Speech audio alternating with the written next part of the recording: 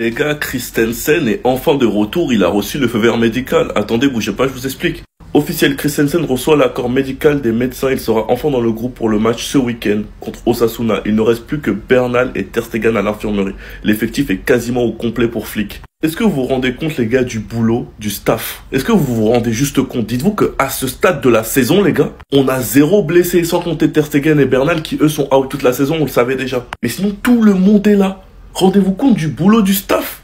Si en plus de ça, ils arrivent à nous réparer définitivement Dani Olmo, mais on est trop bien. Parce que c'est lui qui a souvent les problèmes de physique. Donc en défense, actuellement, nous avons Christensen, Inigo Martinez, Koubarsi, Eric Garcia et Araujo. Défenseur central et milieu de terrain, on est trop bien.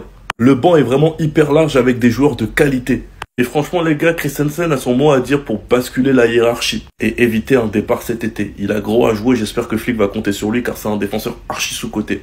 Enfin bref, sinon vous les gars, vous en pensez quoi? Ramenez-vous sur cet instant, on s'ennuie. Non, je sais ce que vous pensez, mais moi je suis pas d'accord. Ce soir, Hansi Flick s'est fait trahir par 3 personnes. Coupable numéro 1, coupable numéro 2 et coupable numéro 3. Premier coupable, c'est simple. Gavi, quand il est rentré, dites-moi ce qu'il a apporté. C'est bien ce que je pensais, rien du tout. Là où juste avant, t'avais De Jong, Pedri, qui contrôlaient le milieu de terrain, qui imposaient leur rythme durant tout le match, qui faisaient tout, entrée, plat, dessert dans le match, tu passes à, je sais pas, avec Gavi, je n'arrive pas à comprendre quelle est sa place dans cette équipe. Ok, il revient de blessure, tu vois, il est pas à 100%. En fait, j'ai vraiment du mal parce que j'ai l'impression qu'il a pas sa place. Aussi bien dans le double pivot qu'en numéro 10, Gavi, je ne le sens à l'aise nulle part. C'est peut-être le système qui lui va pas, tu vois. Mais toujours est-il que aujourd'hui, il était nul. Son entrée n'a servi à rien. Ferran Torres. Je vous jure que quand je pense au match de Julián Álvarez en face, je me dis que si on avait un numéro 9 normal aujourd'hui, on aurait gagné ce match minimum avec 6 buts au compteur. Olmo, il est moins coupable que les deux autres, mais il est coupable quand même. Pourquoi ? Parce que le mec nous fait des rentrées de malade mental depuis 2-3 semaines. Là, aujourd'hui, c'est bon. Hansi Flick lui donne carte blanche. Il lui donne sa confiance à 100% pour qu'il nous lâche un caca sur le terrain. Son rôle de numéro 10, là, je vous jure que c'est Pedri qui l'a rempli à sa place. Parce que quand vous regardez le premier but du Barça, Pedri qui vient finir le but après un centre en retrait de Jules Koundé, dans la surface de réparation, normalement, c'était pas à Pedri de faire ce travail. C'était à Olmo, le numéro 10, de se projeter offensivement. Madrilène, vous rigolez beaucoup aujourd'hui. Y a pas de problème. Sachez que c'est vous qui l'affrontez. Oui, l'homme derrière moi, là. C'est vous qui l'affrontez en Ligue des Champions. Braquage au Bernabéu en début de saison. Braquage au Parc des Princes. Braquage par 2 fois à Montjuic au Barça. Méfiez-vous. Méfiez-vous. Celui qui rit aujourd'hui n'est pas celui qui rira demain. Vous l'avez vu en Liga. C'est juste un message de prévention. Maintenant, Barcelonais, enquêtons sur Diego Simeone. Mais qui est-il? Qui est-il? Un mec qui braque à Anfield, il peut braquer partout. C'est vrai. Ce mec-là et cette équipe-là commencent à me traumatiser. Parce que c'est incroyable quand même. C'est incroyable comment le scénario se répète à chaque fois. Il te fait exactement la même chose. Une équipe qui joue bloc bas, qui va te dégoûter du football. Il te fait rentrer Sorloth, Correa, et le match il change. Il se la donne pendant 5 minutes en fin de match et il gagne. Ou ils font match nul, voilà. Moi je suis dépassé les gars. Moi je pense que je vais aller dormir. Je suis dépassé. Dites-vous les gars que cette saison, le Hops y boit tellement qu'il est obligé de se réjouir grâce aux résultats des autres équipes contre nous. Parce que quand ils nous affrontent, on les tabasse. Mais bref, je suis pas là pour parler de ça les gars. Moi je pense que ce résultat n'est pas censé vous réjouir. Certes, le Barça fait une contre-performance dans le sens où il était bien au-dessus de l'Atlético, mais il perd, mais on connaît tous le tcholismo. Mais le vrai truc que tu dois te dire, c'est que tu as vu les deux styles de football à leur meilleur niveau. C'est-à-dire que tes deux concurrents directs sont en forme de fou dans ton championnat. Et le pire, c'est que tu affrontes cette équipe, l'Atlético, en Ligue des Champions la semaine prochaine. À votre place, les gars, je serais plus inquiet qu'en train de me marrer. Parce qu'on sait tous très bien comment la Ligue des Champions, c'est important à Madrid. Et là, ce que je vois, vous avez un adversaire coréen. Ça fait combien de temps que vous n'avez pas battu l'Atlético? Qu'on fasse un bilan, ça fait combien de temps que vous n'avez pas battu l'Atlético? Vous savez tous très bien que c'est une équipe qui vous pose énormément de problèmes. Et vous voulez vous réjouir d'un match nul entre les deux équipes, où il y a eu 4 buts des deux côtés? Ah, franchement, moi, les gars, à votre place, je serais plutôt en train de trembler, je vous mens pas. Mais bon, je vous laisse kiffer, vous pouvez vous réjouir que de cette façon. Sinon, vous, les gars, vous en pensez quoi? Ramenez-vous sur Snap Instant, on s'ennuie. Je suis un fou, moi. Mon gars, il a encore été décisif hier soir et je ne vais même pas parler de ça. Il a encore été décisif hier soir, je ne vais même pas parler de ça. Double passe décisif. Voilà. Lui, il n'a pas commencé à briller que depuis janvier 2025. Ah oui, lui, depuis le début de la saison, il répond présent. Lui, depuis le début de la saison, il répond présent dans les gros matchs. Rafinha, toujours dans la course pour le ballon d'or. Voilà. Ça y est, on a assez rigolé du Barça, parlons football. Et quand on parle football, on parle de Pedri et on parle de Lamine Yamal. Mais quel match je viens de voir. Le match de Pedri, c'est simple, je pense qu'il a 100% de passes réussies. Je pense qu'il a tout réussi dans ce match parce que tout lui a réussi.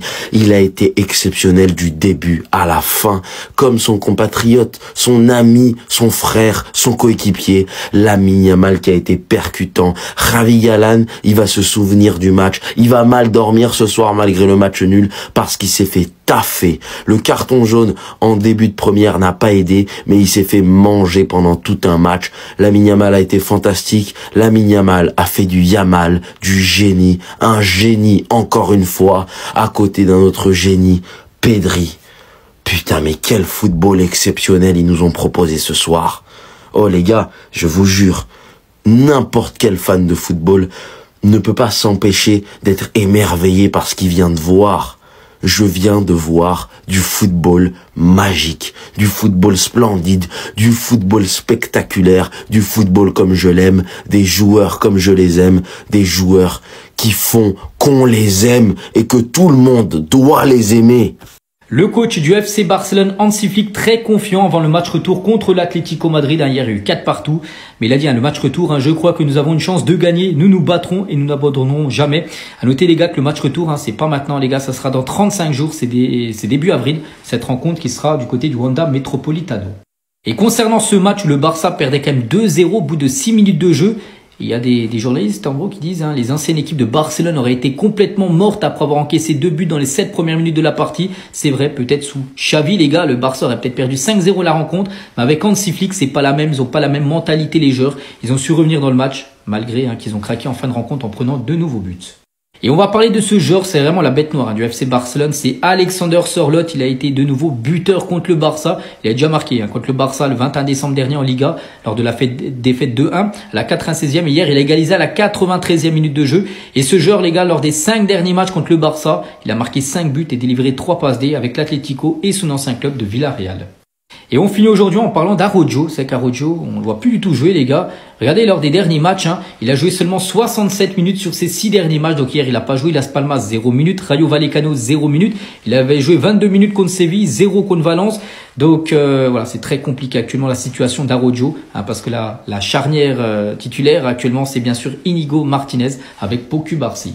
Lamine Yamal commence à péter un câble, il commence à en avoir ras-le-bol. Écoute bien, je vais t'expliquer tout ça. Bon, ces derniers temps, Lamine Yamal a eu un peu de mal à marquer des buts. Voilà, il est quand même assez décisif. À l'avant-dernière passe, à la passe décisive, dans le jeu, il arrive à faire des différences. Mais c'est vrai que ces derniers mois, face au but, eh bien, ses statistiques sont un peu moins brillantes.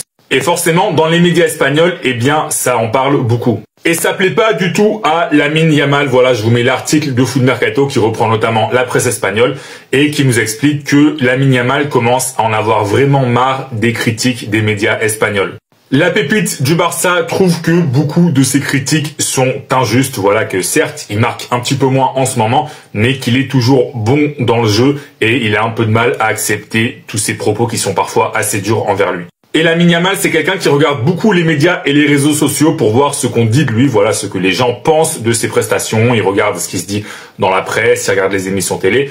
Et dernièrement, eh bien, il n'a pas beaucoup apprécié certains commentaires qui ont été faits à son sujet. Donc voilà, pour l'anecdote, il a même bloqué certains journalistes de l'émission El Chiringuito, qui est une émission très célèbre en Espagne, même si elle est plutôt pro-Real Madrid. Il en a tellement eu marre des critiques qu'il les a tout simplement bloqués, dont le présentateur Josep Pedrerol. Après, c'est normal, voilà, Lamine Yamal, c'est un adolescent, en vrai, il est super fort sur le terrain, mais c'est encore un très jeune joueur, donc voilà, il a peut-être pas encore les épaules pour accepter les critiques, et c'est tout à fait normal, mais au fur et à mesure qu'il va prendre de l'âge, qu'il va grandir, il va comprendre que voilà, ça fait partie du jeu et qu'il faut pas forcément y prêter attention, surtout qu'en plus de ça, il est quand même plutôt performant sur le terrain, même s'il marque moins. D'ailleurs, si tu es fan du Barça, dis-moi dans les commentaires, est-ce que tu penses que les quelques critiques envers Lamine Yamal dernièrement sont méritées ou pas? Dis-moi tout dans les commentaires. Et si tu veux être au courant de toute l'actu du club catalan, si c'est pas encore fait, je t'invite à t'abonner. Et les gars, tu vois ce score-là? Ça prouve bien que le Barça, les gars, c'est une équipe de feu. je pense qu'on a tous banalisé le fait que après 5 minutes de jeu, on était mené 2-0. Et les gars, à la mi-temps, on menait déjà 3-2. Attends, est-ce que vous réalisez un peu de la mentalité de garçons que ces champions ils ont eu? Franchement, les gars, non, je suis obligé d'aimer ça. Je suis obligé. Non, franchement, il y a quelque chose. Ils ont quelque chose. Ces deux-là. Ah, les gars. Parce que, attends, l'attaque commence par là, hein. Je pense qu'il y a beaucoup qui l'oublient. L'attaque, elle commence avec nos deux centraux. Inigo Martinez et Koubarsi. Oh, mais quel match de patron. Et t'as vu les 4 buts qu'on prend là?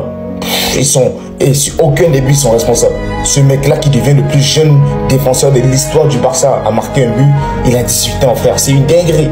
Mais après, tu regardes bien ce qui fait chier. Et il y a un certain Sorloth qui nous a martyrisé. Mais les gars, j'ai une bonne nouvelle pour vous. Sorloth, il avait mis un quadruplé contre le Real. Donc, c'est des nullards. On est d'accord. Bon les gars, la réaction de Flick et Pedri après le braquage, le sabotage de l'Atlético Madrid. Regardez.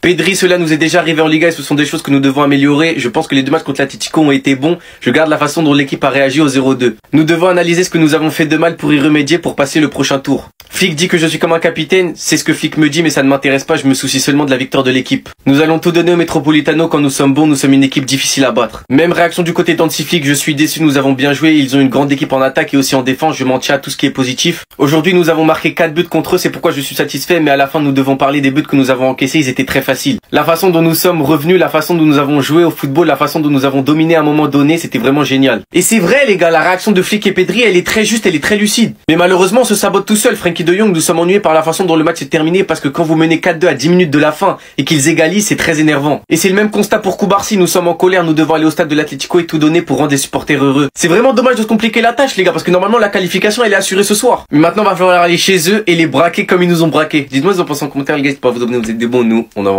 Visiblement, on a entendu nos cris de détresse. Un coach du Barça, Albert Sanchez, je crois il s'appelle, a été limogé. Alors que même la presse ce matin disait que en gros le club avait toute la confiance, avait confiance en lui.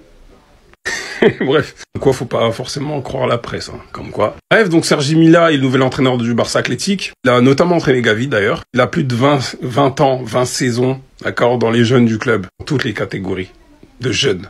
Donc, c'est quelqu'un qui connaît le club, c'est quelqu'un de la maison. Pour faire simple, voilà.